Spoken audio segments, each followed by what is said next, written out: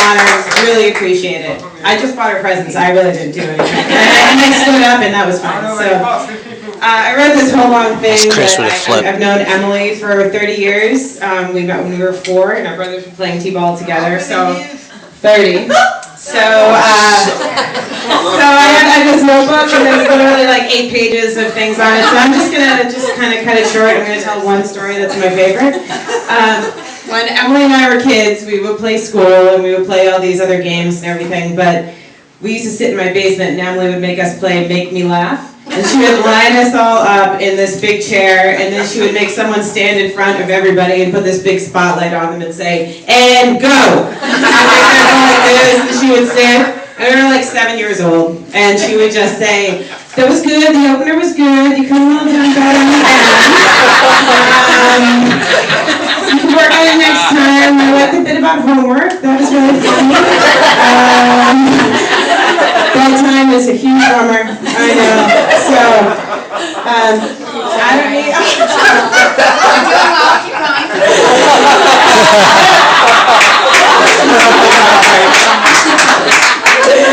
I don't need to tell any of you who Emily is, because if you meet her after 5 minutes, you all know who she is. So, I did write this huge, long, opus, but I'm just gonna read the last bit of it, okay? I'm gonna leave all the other stuff out because it's kind of boring, so I'll read it to her and Josh later, okay? So this is the end of just this little funny poem, okay? Here we go. Now, before Josh, there were some other guys.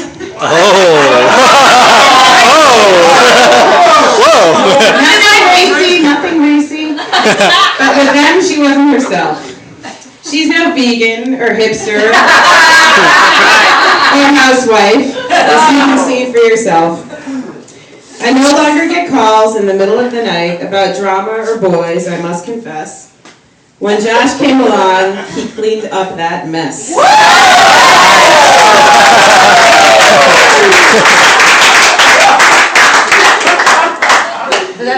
So, no, that's not finished. You'll know when I'm done. With them, they don't change who they are supposed to be. So even though together, they are both free. Josh, I only wish that you had met Dennis, and for that loss, we'll raise our glasses and take a sip. He surely would have loved you as one of his own, blessed this marriage, and given you a ton of shit. Despite all this teasing, Emily and I have had a lot in common from the start, and no matter what, we are sisters at heart. It's never mattered that Emily's Italian and I'm Jewish, because really they're the same thing. Everyone yells and screams, and food is king. And while people may idolize Gandhi or Churchill, for us that's quite feeble, because our common heroes have always been musicians and funny people.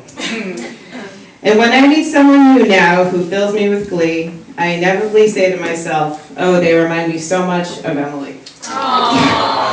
Cheers and congratulations to you both.